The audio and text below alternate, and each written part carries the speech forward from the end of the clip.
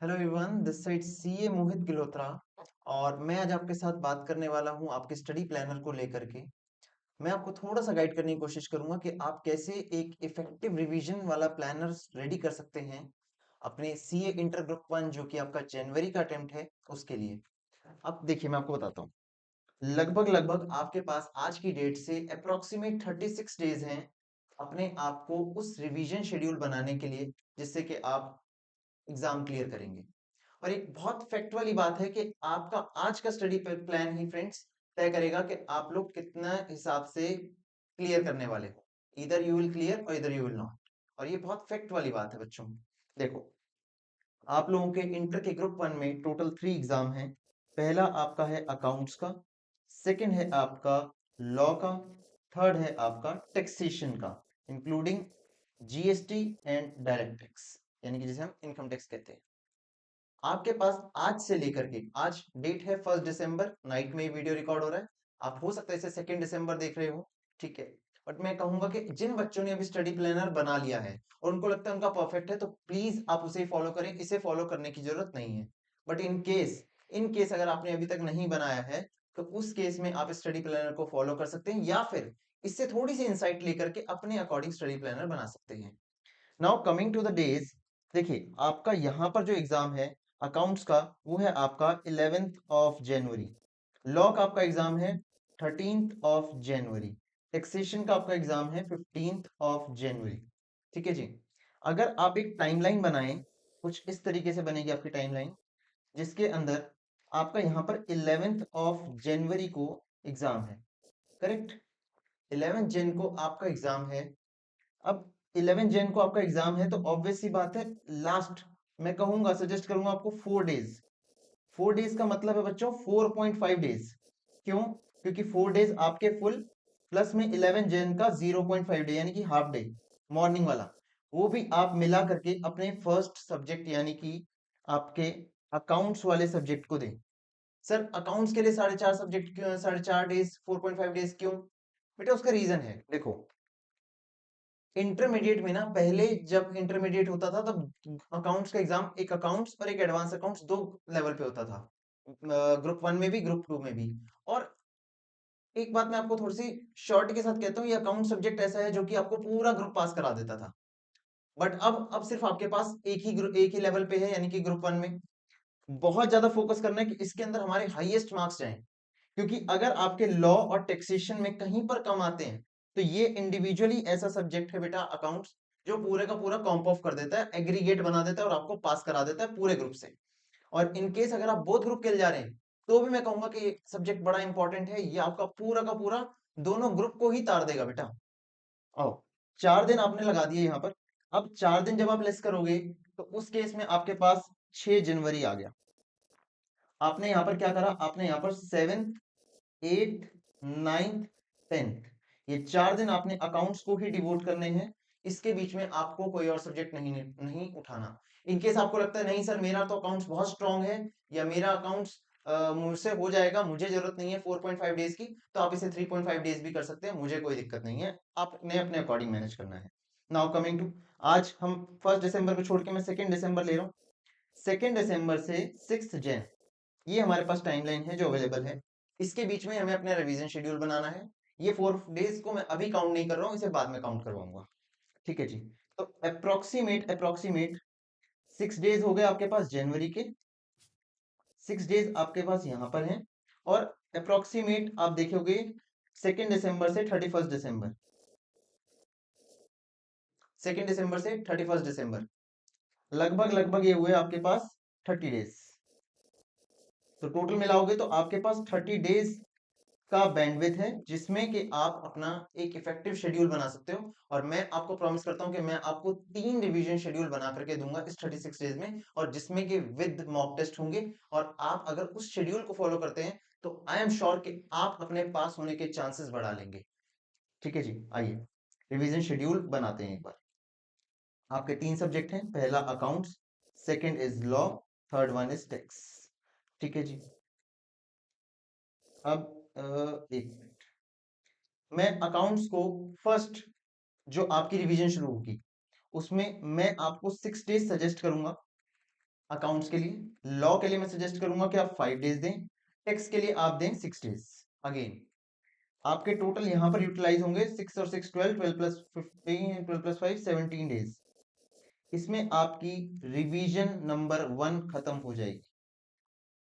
आप R1 से free हो जाएंगे, रिवीजन 1 से फ्री हो जाएंगे। 6 days plus 5 days plus 6 days, 17 days के अंदर आपकी फर्स्ट रिवीजन खत्म हो जाएगी। आई होप सो कि आप इसे पहले रिवाइज कर चुके हैं। इनकेस आपने नहीं करा तो भी मेरे हिसाब से ये सफिशियंट हैं डेज फर्स्ट रिवीजन करने के लिए भी। Now coming to revision 2।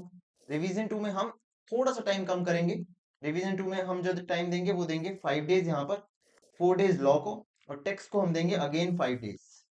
मैं अकाउंट्स और टैक्स को एज कंपेरेटिव टू लॉ थोड़ा सा बेटा वाइडर और थोड़ा सा टफ मानता हूं। लॉ एक थ्योरी सब्जेक्ट है जो कि आप कर सकते हो, बट अकाउंट्स और टैक्स दोनों कॉम्प्लेक्स और प्रैक्टिकल सब्जेक्ट्स में आते हैं जो टाइम मांगते हैं। Again 5 plus 5 10, 10 plus 4 14 days. अब यहां तक आते आते आपके 17 प्लस 14 कितने हो गए? ये हो गए आपके 31 डेज। अब आप 31 डेज कंप्लीट कर चुके हो और आपके पास सिर्फ और सिर्फ 5 डेज की बैंडविड्थ है। तो मैं यहाँ पर सजेस्ट करूंगा कि आप यहाँ पर अपनी थर्ड रिवीजन में अकाउंट्स को ना रखें। सर ऐसा क्यों बोल रहे हो? अभी तो आप अकाउंट्स पे बहुत एम्फेसाइज कर रहे थे। मैं इसलिए बोल रहा हूँ क्योंकि जब आप नेक्स्ट उठाओगे, जैसे ही आपकी थर्ड रिवीजन कंप्लीट होगी तो आपके पास 4.5 डेज आपको सिर्फ अकाउंट्स को ही देने हैं। इसलिए मैंने आपको कहा कि थर्ड रिवीजन में आप ना दें उसको टाइम। इंस्टेड आप जो आपके पास अब 5 डेज का बैकअप बचा हुआ है उसको आप यहां पर लगाएं लॉ में। लॉ में अगर आपको लगता है कि आपके 2 डेज में हो जाएगा तो बहुत बढ़िया, उसे 2 डेज में कंप्लीट करें और 3 डेज आप यहां पर दें। ये हो गए आपके 5 डेज।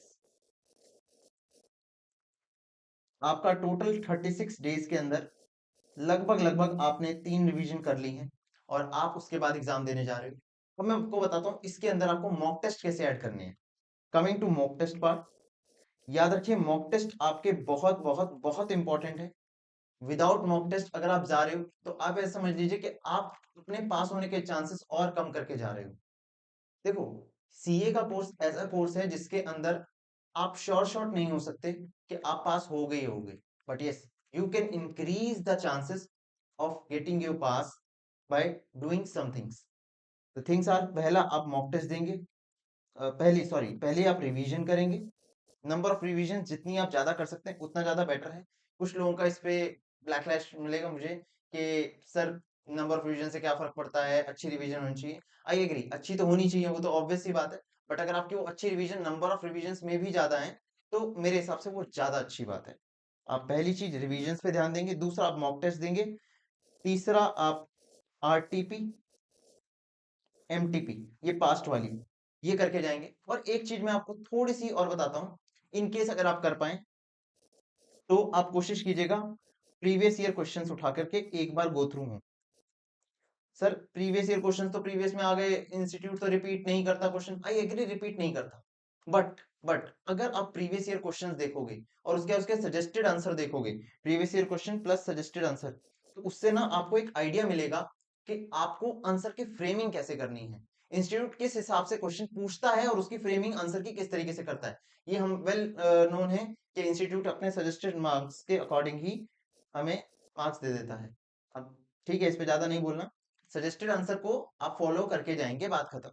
ठीक है, now coming to the revision हमने डिस्कस कर लिया, मैं आपसे डिस्कस करता हूँ मॉक टेस्ट वाला पार्ट। देखिए, मैंने आपको यहां पर बोला है कि आप 6 डेज देंगे रिवीजन के लिए अकाउंट्स की।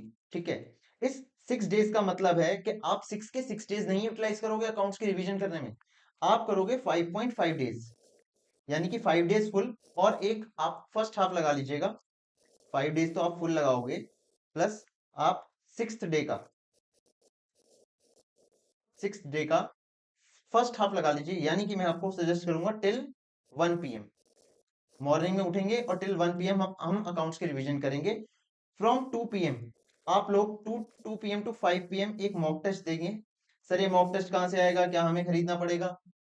अब खरीदना चाहो तो खरीद लो, बट देखो मार्केट में फिर वो हिसाब किताब चलता है, मैं उस पर नहीं चल रहा। मेरा सजेशन ये है कि आईसीए का जो एमटीपी लेटेस्ट एमटीपी निकलेगा उसे सॉल्व कर लेना। और इनकेस आपको लगता है सर मैं एमटीपी वो भी सॉल्व नहीं कर पा रहा, तो और अच्छा सजेशन देता हूँ, जो एमटीपी आपने देखी ना हो, यानी कि लास्ट ईयर लास्ट अटेम्प्ट की एमटीपी उठा लेना, 2 बजे से लेकर 5 बजे तक उसका क्वेश्चन पेपर उठाना, सॉल्व करना, 2 to 5, 5 to 6 एक अच्छा खासा ब्रेक लेना, ठीक है, माइंड को रिलैक्स करना, क्योंकि जो आप लिख चुके हो लिख चुके हो, अब उसे चेंज नहीं कर सकते। 2 से 5 आपका एमटीपी होगा, मॉक टेस्ट दोगे आप, 5 से 6 आपका ब्रेक, और 6 से 9 आप 6 से 8 कह लीजिए, 6 से 8 2 आवर्स का आप यहाँ पर इसके ऊपर एम्फसाइज करोगे कि आपने जो लिखा है वो सजेस्टेड आंसर से कितना मैच हो रहा है। इधर वो थ्योरी है, सॉरी, इधर वो बेटा थ्योरी है या फिर वो आपका प्रैक्टिकल है। इधर वो आपका थ्योरी है, इधर वो आपका प्रैक्टिकल है, और आप खुद उसमें इवेल्युएट करोगे अपने आप को और उसमें मार्क्स दोगे।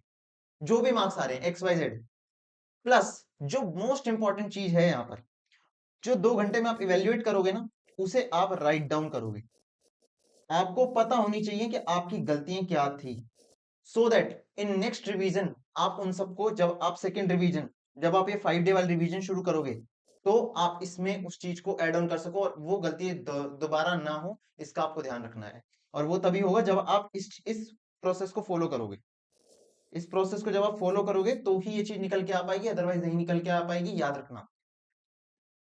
मैं आपको एक और चीज बताता हूँ, मेरे सीए इंटरमीडिएट में नंबर ऑफ अटेम्प्ट्स लगे, ठीक है जी, मेरा सीए फाइनल फर्स्ट अटेम्प्ट में क्लियर हुआ। उसका रीजन ये था कि मैंने ये चीज रियलाइज करी कि ये बहुत बहुत क्रूशल और वेरी इंपॉर्टेंट है। इसके बिना अगर आप चल रहे हो तो आप ऐसा समझ लो कि आप एक ब्लाइंड गेम खेल रहे हो और कुछ नहीं है, जिसमें हारने के चांसेस बहुत ज्यादा है। 6 to 8 आप इवेल्युएट करोगे 2 घंटे में, उसके बाद से राइट डाउन करोगे कि आपकी क्या क्या मिस्टेक रही, ठीक है जी। और नेक्स्ट टाइम पर जब आप रिवीजन शुरू करोगे, उससे पहले आप एक बार ये राइट डाउन करोगे, चेक करोगे कि आपको करना क्या है, ठीक है जी। नाउ अब हमने मॉक टेस्ट भी डिस्कस कर लिए, अब हम डिस्कस कर रहे हैं आपसे आपकी आरटीपी एमटीपी, ठीक है जी। आप एमटीपी मैंने बता दिया कि इनकेस अगर आप लास्ट 5 अटेम्प्ट्स की, इन केस अगर आप देख पाओ तो बहुत अच्छी बात है। 5 4 3 जितनी हो सके देख जाना, ठीक है जी। कोई ऐसी वो नहीं है कि सर हमें 5 का देखना ही पड़ेगा, जितनी देख पाओ मैक्स टू मैक्स वो देख लेना। RTP is very very important. RTP को स्किप जो बच्चा करके जा रहा है, समझ लो भैया वो अपना एक अगला अटेम्प्ट रेडी कर रहा है। बाई चांस की बात है, आप पास हो गए तो हो गए, अदरवाइज बहुत मुश्किल है। आरटीपी जरूर देख के जानी है। आरटीपी आपको देखनी है करंट अटेम्प्ट की, ठीक है जी, लास्ट अटेम्प्ट की, लास्ट अटेम्प्ट की मैं कहूंगा लास्ट 3 अटेम्प्ट की देख लेना, ज्यादा बढ़िया है। भाई देखने में क्या जा रहा है, रिवीजन में ही देखते जाना ना। आपके रिवीजन में 6 दिन मैंने आपको दिए, आप रात शाम को मैं कहता हूँ कि देखो 6 दिन आपने दिए हैं, आप नंबर ऑफ डेज में डिवाइड करोगे 1 2 3 4 5। भाई ठीक है, आपने फर्स्ट डे कंप्लीट करा, एंड के 2 घंटे निकाल लेना शाम के, और उसमें सिर्फ आरटीपी देख लेना यार। या फिर अगर तुम्हें लगता है कि नहीं सर हम तो नहीं देख पाएंगे अभी, तो एक काम करो, पहला, सॉरी एक मैं बताता हूँ, 1 2 3 4 5 6 डे तो आपका एग्जाम ही है मॉर्निंग में। 1 मत देखो, सेकंड मत देखो, थर्ड फोर्थ और फिफ्थ ये 3 दिन, क्योंकि यहां तक आपके काफी सारे चैप्टर्स कंप्लीट हो जाएंगे।